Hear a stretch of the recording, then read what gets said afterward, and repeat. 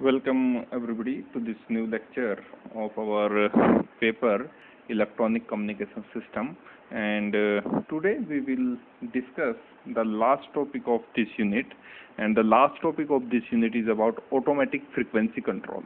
Okay, this topic is very much similar to the automatic gain control as we discussed in our earlier lectures, the automatic frequency control. So what is the need and what is the work of automatic frequency control? We see these concepts in this topic, the automatic frequency control. And one thing what is about to remember, that automatic frequency control unit can be employ in the transmitter as well as in the receiver section. Okay, so automatic frequency control can be used in the transmitter section as well as used in the or can be used in the receiver circuit, because we study these days about reception and especially FM reception. So this lecture comprises the concept of automatic frequency control in the receiver circuit. Okay, although this can be frequently operated or can be employed into the transmitter circuit, but here is, as we discussed in this previous particular lecture, here is the unit that is called as automatic frequency control is employed in the receiver circuit. So let us first take a look why we need to employ this unit, the AFC, the automatic frequency control. What is the need or need for AFC? You can say it, need for AFC. So the reason is this: it is difficult to tune accurately a super heterodyne receiver to a station by listening to its output, because AGC tends to maintain the receiver output constant in spite of variation in signal strength. ये जो इसके बारे में भी हम बात करेंगे, जो ब्लॉक डायग्राम है, ये एफएम रिसीवर सर्किट है, यानी पूरा का पूरा जो सर्किट है एफएम रिसीवर का, वो किस तरह से वर्क करता है उसके ऊपर ये पूरा लेक्चर है, ये पूरा सर्किट डायग्राम है, इसके ऊपर हम बाद में आएंगे। पर यहाँ हम नीड ऑफ एएफसी देख लेते हैं। नीड ऑफ एएफसी तो होता क्या है कि सुपर हेटेरोडाइन रिसीवर में it is difficult to tune accurately a super heterodyne receiver to a station by listening to its output. क्यों? क्योंकि जो वेरिएशंस है, because AGC tends to maintain the receiver output constant in spite of variation in signal strength और in spite of drift in the local oscillator frequency. क्योंकि AGC का काम ही यही है, ऑटोमेटिक गेन कंट्रोल है। तो ऑटोमेटिक गेन कंट्रोल, चाहे यहाँ सिग्नल जो रिसीविंग एंटीना रिसीव कर रहा है इसके स्ट्रेंथ में कितना ही वेरिएशन है, जो ये हमने डिलेड एजीसी का यहाँ फंक्शन यूज किया है, ये कंपोनेंट यूज किया है, ये इन सब वेरिएशंस को ओवरकम करता है और एक कांस्टेंट आउटपुट प्रोवाइड कराता है। ओके, किसको कांस्टेंट आउटपुट प्रोवाइड कराता है? इस डिस्क्रिमिनेटर की, जो एफएम डी मॉड्यूलेटर भी आप इसे कह सकते हैं, इस डिस्क्रिमिनेटर की जो आउटपुट होगी वो एक कांस्टेंट आउटपुट को जनरेट करने के लिए ही यहाँ हमने ये डिलेड एजीसी का हम यूज करते हैं। It is a way of negative feedback oscillator frequency that causes mistuning. AFC overcome these difficulties.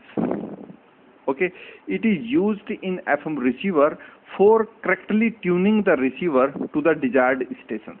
Okay, by adjusting local oscillator frequency. तो लोकल ऑसिलेटर की फ्रीक्वेंसी को हम एडजस्ट करते हैं और लोकल ऑसिलेटर की फ्रीक्वेंसी को एडजस्ट करने के बाद हम आराम से उस डिजायर्ड स्टेशन को ट्यून्ड कर पाते हैं जिसको हम ट्यून्ड करना चाहते हैं।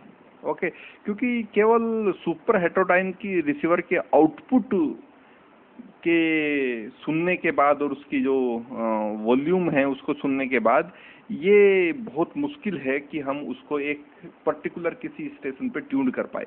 तो इसी कारण हम इस फंक्शन को यूज करने के लिए AFC का यूज करते हैं, और AFC जो है वो बहुत कुछ AFC का फंक्शन लोकल ऑसिलेटर की फंक्शनिंग पर डिपेंड करता है, यानी लोकल ऑसिलेटर की फ्रीक्वेंसी को मैनुअली एडजस्ट करते हैं, जिसके कारण हमारे पास ये फंक्शन आ जाता है ऑटोमेटिक फ्रीक्वेंसी कंट्रोल का। ओके, इसके ये एक्चुअली जो ब्लॉक डायग्राम है ये FM रिसीवर सर्किट है। FM रिसीवर सर्किट है। FM रिसीवर का सर्किट का मतलब ये है कि किस तरह से पूरा वर्क होता है FM डीमोडुलेशन में, यानी जो FM वेव मेरे पास है, उस FM फ्रीक्वेंसी मॉड्यूलेटेड वेव है, उसको उसके थ्रू या उससे आप कहें उससे ओरिजिनल सिग्नल कैसे प्राप्त हो सकता है, तो ये वो पूरा ब्लॉक डायग्राम है। आप ये जानते होंगे कि यहाँ हम पहले भी डिस्कस कर चुके हैं, ये मेरा रिसीविंग एंटीना है, यहाँ से हम सिग्नल को रिसीव करते हैं, और सिग्नल को रिसीव करने के बाद वो जाता है मेरे पास एक ट्यून्ड RF एम्पलीफायर होता है मेरे पास, radio frequency amplifier.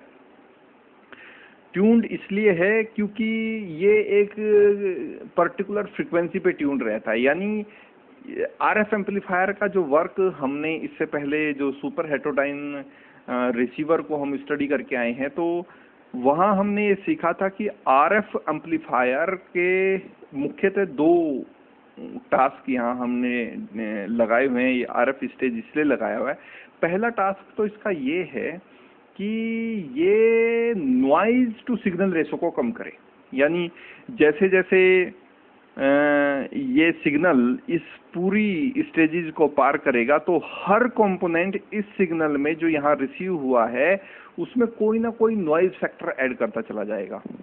Okay, the first thing, एक तो इसको कम करना है, यानी जो RF एम्पलीफायर यहाँ हम लगाएं वो इस तरह का एम्पलीफायर हो जो कि नॉइज रेशो को कम करे, नॉइज टू सिग्नल रेशो को कम करे। और दूसरा जो टास्क RF एम्पलीफायर का रहता है वो ये रहता है कि ये इस तरह से ट्यून्ड होना चाहिए कि ये केवल डिजायर्ड सिग्नल को ही रिसीव करे, अनवांटेड यानी वांटेड सिग्नल को रिसीव करे, और अनवांटेड जितने भी सिग्नल्स हैं उन सब को ये डिस्कार्डेड करे यानी रिजेक्ट करे।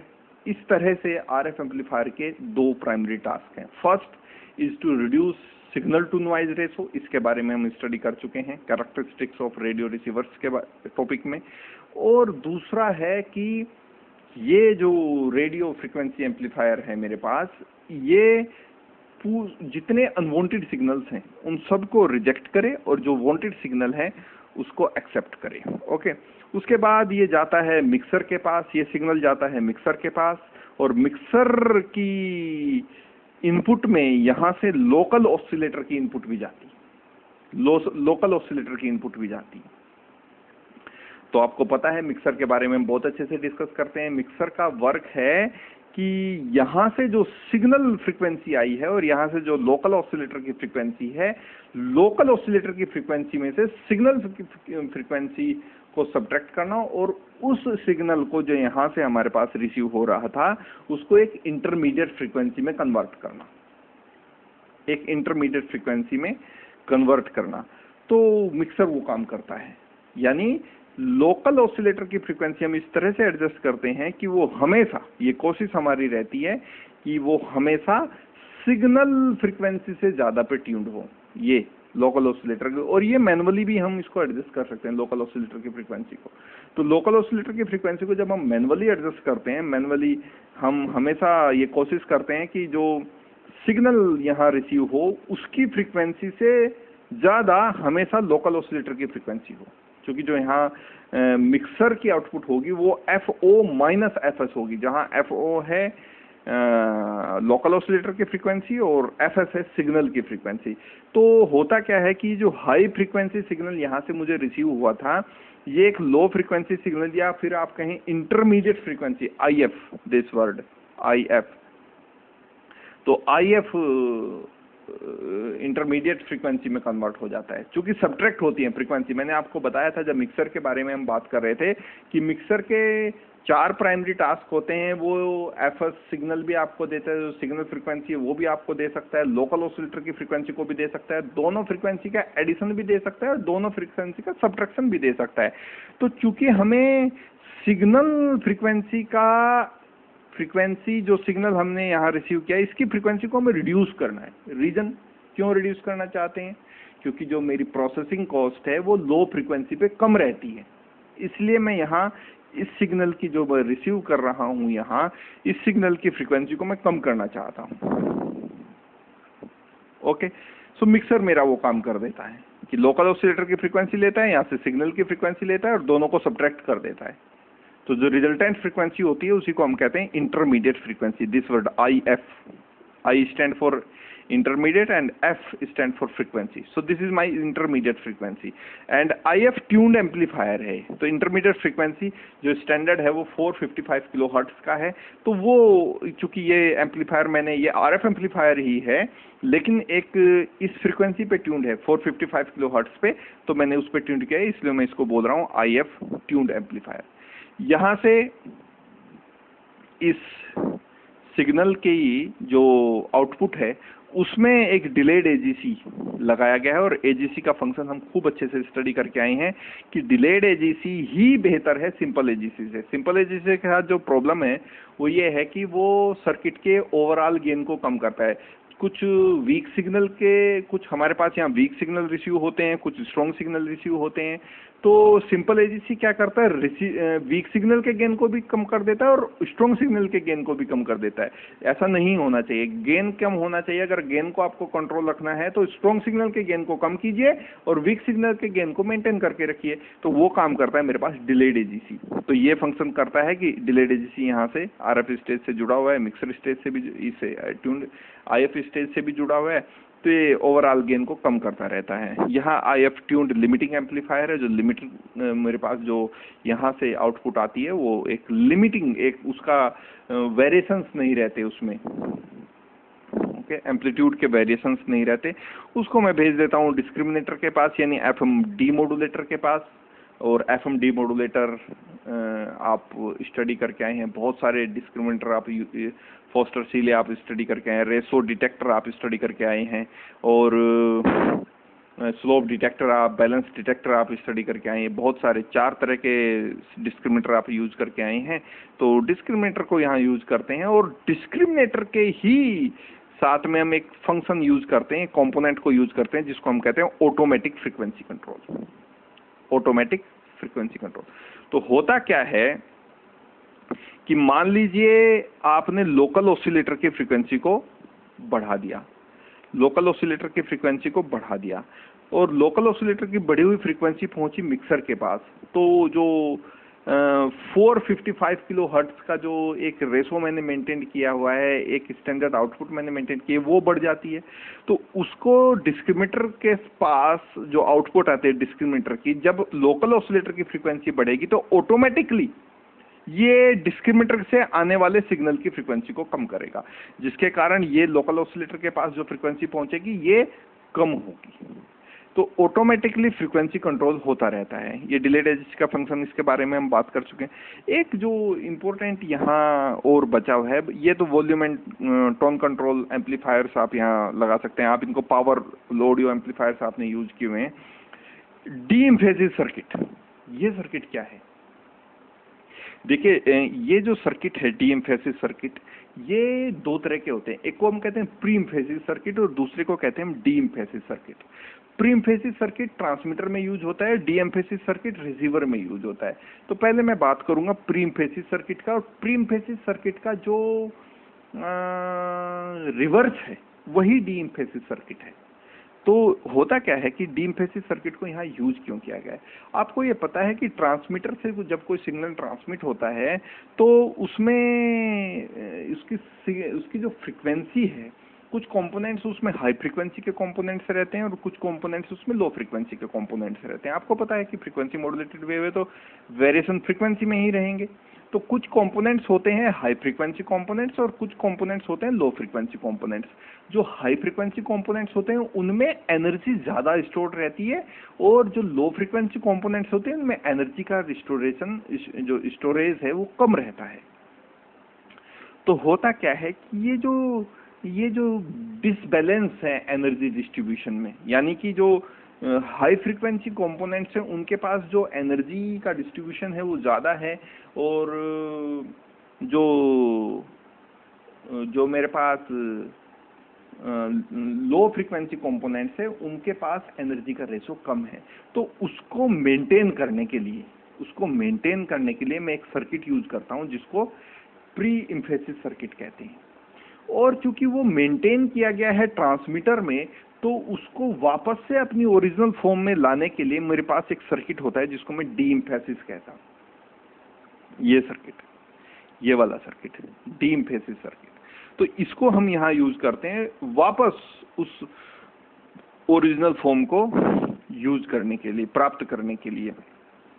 यहाँ वॉल्यूम और टोन कंट्रोल के नाम से एक ब्लॉक है, दूसरा ब्लॉक ऑडियो एम्पलीफायर है।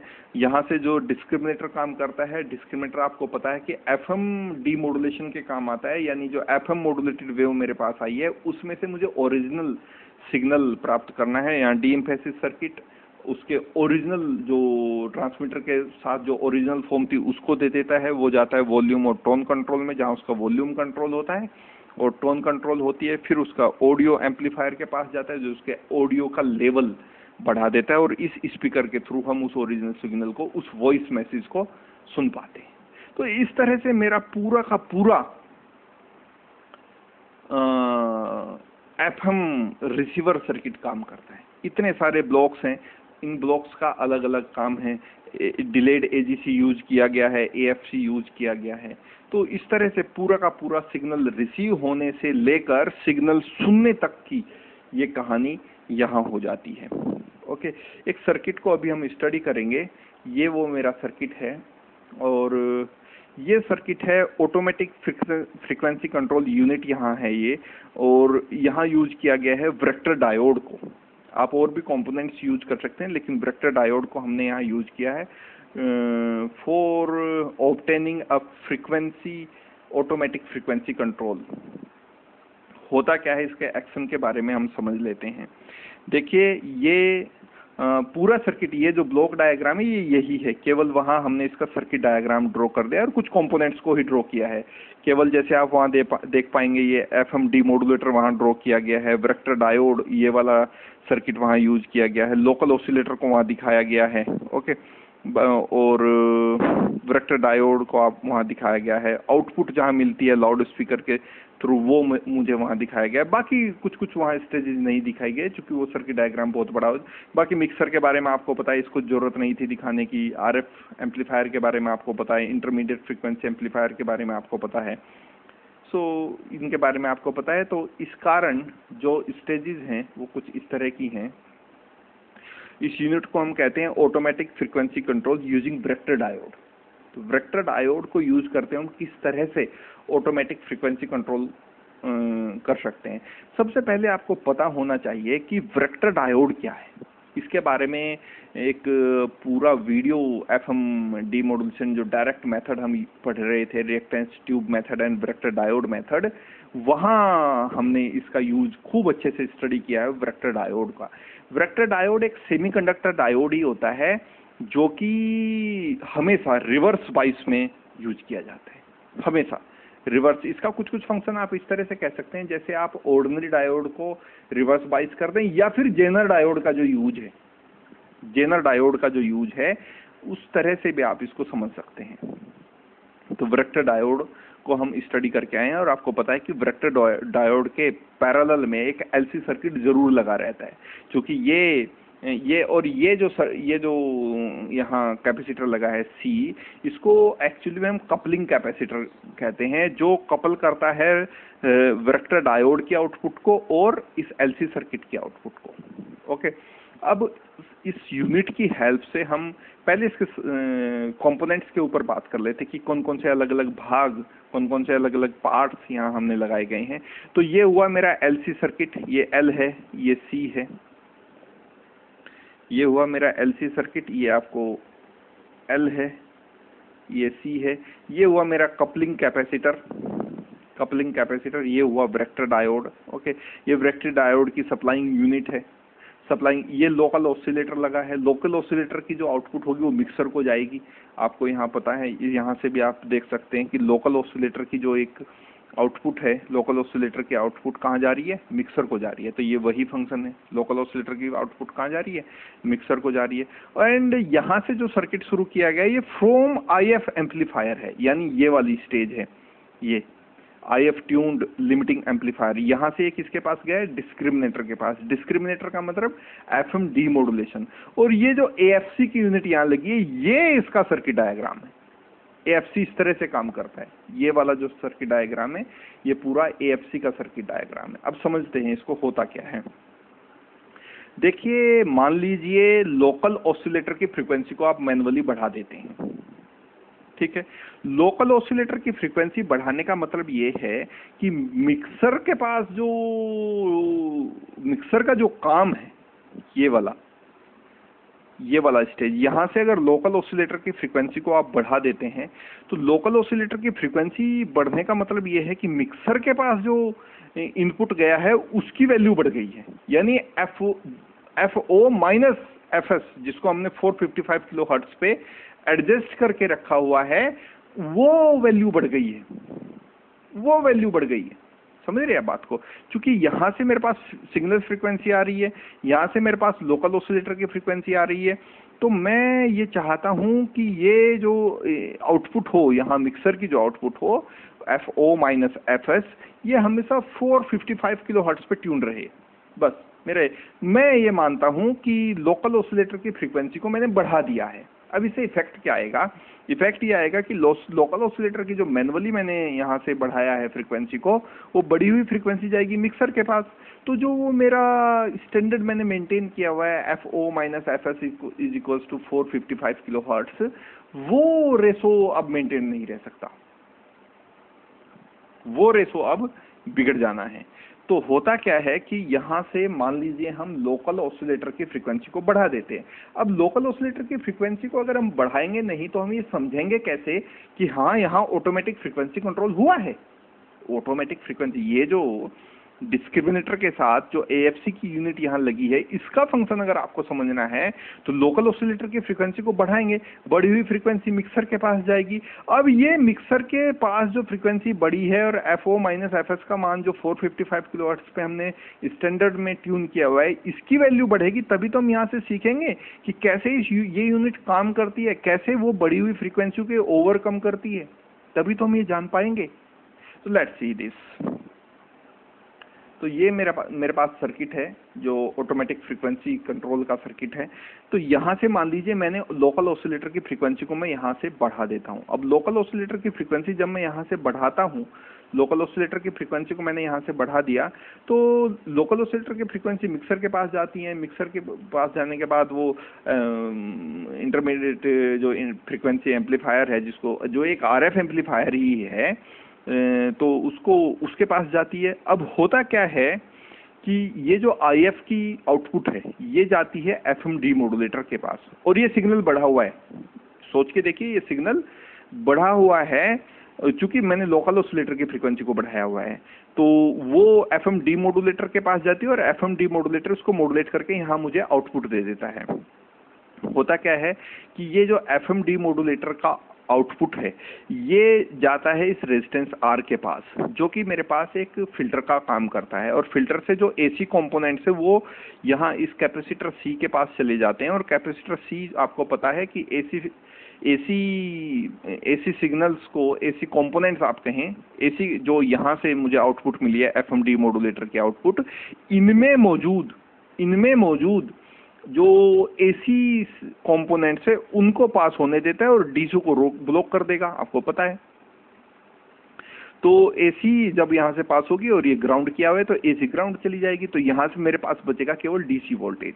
अब वो DC वोल्टेज पहुँचता है, ये पॉजिटिव DC वोल्टेज है, और चूंकि मैंने लोकल ऑसिलेटर की फ्रीक्वेंसी बढ़ाई, यहाँ से पूरा प्रोग्राम ये बढ़ा हुआ है, तो जाहिर सी बात है डीसी वोल्टेज भी बढ़ी हुई होगी, यानी पॉजिटिव वोल्टेज होगी। ये बढ़ी हुई पॉजिटिव वोल्टेज पहुंचती है वैरेक्टर डायोड के पास, तो वैरेक्टर डायोड्स की के अक्रॉस जो वोल्टेज है वो बढ़ जाता है। और चूंकि ये जो कपलिंग कैपेसिटर है जिसको मैं C1 कह रहा हूँ, ये कपलिंग कैपेसिटर ये एलसी स्टेज को कपल करता है वैरेक्टर डायोड के साथ। तो जब पॉजिटिव वोल्टेज बढ़ेगा वैरेक्टर डायोड के अक्रॉस, तो जो एलसी सर्किट की फ्रीक्वेंसी है वो कम हो जाती है। एलसी सर्किट की फ्रीक्वेंसी क्या हो जाती है? कम हो जाती है। तो एलसी सर्किट की फ्रीक्वेंसी कम होने का मतलब यह है कि लोकल, चूंकि एलसी सर्किट कहां से जुड़ा है? लोकल ऑसिलेटर से जुड़ा है, तो लोकल ऑसिलेटर की फ्रीक्वेंसी कम हो जाती है। तो कॉन्सिक्वेंटली हो क्या रहा है कि जब जब आप लोकल ऑसिलेटर की फ्रीक्वेंसी को बढ़ाएंगे इस सर्किट के थ्रू, एलसी सर्किट की फ्रीक्वेंसी कम हो जाएगी। और एलसी सर्किट कहां से कनेक्ट है? लोकल ऑसिलेटर की, जो लोकल ऑसिलेटर की फ्रीक्वेंसी को कम कर देगा। तो ऑटोमेटिकली क्या होता है, इस सर्किट के थ्रू लोकल ऑसिलेटर की फ्रीक्वेंसी जो हमने बढ़ाई है ऑटोमेटिक फ्रीक्वेंसी कंट्रोल की यूनिट को चेक करने के लिए, अगर बढ़ भी जाती है, मान लीजिए ये केवल चेक वाली बात नहीं है, अगर बढ़ भी जाती है तो कैसे वो ऑटोमेटिकली कंट्रोल होगी, ये सर्किट मुझे उस बात की नॉलेज देता है। और ये सर्किट एक छोटा सा हिस्सा, आप इसको इस पूरे सर्किट का आप इसे मान सकते हैं, इस पूरे सर्किट का एक छोटा सा हिस्सा आप इसे मान सकते हैं, जो एफएम रिसीवर सर्किट है। यानी पूरा का पूरा जो एफएम रिसीवर है, एफएम सिग्नल्स को हम जो रिसीव करते हैं वो इसी सर्किट के थ्रू हम रिसीव करते हैं। ओके, तो इस तरह से हम ये देखते हैं कि ऑटोमेटिक फ्रीक्वेंसी कंट्रोल यूनिट की तहत हम किस तरह से जो हमारे पास आउटपुट सिग्नल आता है उसकी फ्रीक्वेंसी को कंट्रोल कर पाते हैं। ओके, और ये जो टॉपिक था ये आपका इस यूनिट का लास्ट टॉपिक था। कल से हम, या जब से नेक्स्ट लेक्चर हम डिलीवर करेंगे, तो वो एक नई यूनिट का होगा जो यूनिट नंबर 2 होगी। और उसमें हम मेनली वेव प्रोपगेशन, यानी जो ट्रांसमीटर और रिसीवर के बीच का कहानी है, यानी ये वाला जो स्टेज है, ये यहां से यहां तक की देखिए हम ये पढ़ चुके हैं, पूरा ये पढ़ चुके हैं कैसे कैसे मॉड्यूलेट होता है, कैसे कैसे डीमॉड्यूलेट होता है। ये कहानी अभी हमें समझ नहीं आई। यहाँ क्या हो रहा है, इन दोनों एंटीना के बीच में क्या हो रहा है। ये जो रिसीविंग एंटीना है और जो मेरे पास ट्रांसमिटिंग एंटीना है, ये ट्रांसमिटिंग एंटीना है, रिसीविंग, ये वेव कैसे पहुंच रही है यहाँ तक, इसके बारे में अभी हमें कुछ नहीं पता। हमने केवल इतना पूछा, हाँ सिग्नल को कैसे ट्रांसमिट करें, हाँ सिग्नल को कैसे रिसीव करें, कैसे ओरिजिनल सिग्नल को इलेक्ट्रिक फॉर्म में, इलेक्ट्रिकल सिग्नल में बदल के ट्रांसमिट किया जाता है। क्योंकि वो वीक रहता है तो उस पर करियर वेव का क्या इफेक्ट है, कैसे वो सुपर इम्पोज होती हैं एक दूसरे के ऊपर, वो सब कहानी हम स्टडी करके आए हैं। लेकिन अभी तक हमने इस चैनल के बारे में नहीं पढ़ा, इस चैनल के बारे में कि ये क्या है, ये ट्रांसमीटर और रिसीवरिंग जो एंटीना, ये वेव यहाँ से यहाँ कैसे पहुंच गई, कौन कौन सी वो वेव्स हैं जो ट्रैवल कर सकती, कौन सी वो वेव्स हैं, किस तरह से वो ट्रैवल करते हैं, ये सब हम यहाँ स्टडी करने वाले हैं। और एक जो सेकंड यूनिट में जो आप ऐसा कह सकते हैं कि सेकंड यूनिट 2 भागों में डिवाइड है। पहला है ये जो बात मैं कह रहा हूँ, इन दोनों एंटीना के बीच की कहानी हम स्टडी करेंगे। और दूसरा जो हम यहाँ स्टडी करने वाले हैं वो करने वाले हैं रडार सिस्टम के बारे में, रडार सिस्टम के बारे में कि रडार सिस्टम कैसा है, कौन क्या वर्क है, क्या प्रिंसिपल है, किस तरह से हम रडार पे किसी भी एरोप्लेन को या किसी दूसरी सिग्नल को ट्रेस कर पाते हैं। वो सब एक इसी यूनिट का दूसरा हिस्सा आप इसे कह सकते हैं। तो मेनली हमारा फोकस जो अपकमिंग लेक्चर्स हैं वो यहाँ रहेगा, इन दोनों ट्रांसमीटर एंटीना और सिग्नल एंटीना जो रिसीविंग एंटीना है, इन दोनों के बीच की कहानी पर अब हमारा अगले 2, 3, 4 या 5 जितने भी लेक्चर्स होंगे वो यहाँ होंगे, यहाँ कहानी क्या चलती है। Okay, so that is all for this unit number 1, the FM, oh no sorry, not FM this time, this is about modulation and demodulation. Modulation क्या हुआ, कैसे सिग्नल ट्रांसमिट हुआ, क्यों हम डायरेक्ट सिग्नल को ट्रांसमिट नहीं कर सकते, और सिग्नल को ओरिजिनली अगर हमें वापस से प्राप्त करना है तो ओरिजिनल सिग्नल को हम कैसे प्राप्त कर सकते हैं, वो सीखा हमने डीमॉड्यूलेशन से। और आपको पता है कि मेनली दो ही तरीके हैं, मॉड्यूलेशन के भी और डीमॉड्यूलेशन के भी। बल्कि अगर मैं बहुत सिंपल वे में आपको बताऊं तो मॉड्यूलेशन के तो दो तरीके हैं, एक एएम मॉड्यूलेशन और एफएम मॉड्यूलेशन। हालांकि फेज मॉड्यूलेशन भी है, लेकिन वो एक स्पेशल टाइप है। फ्रीक्वेंसी अल्टीमेटली फेज में जब आप मॉड्यूलेशन करेंगे तो फ्रीक्वेंसी में ही मॉड्यूलेशन होता है। लेकिन जब आप डीमॉड्यूलेशन की बात करते हैं तो वहां एक्चुअली मेरे पास एक ही तरीका है, am amplitude demodulation, envelope diode detector.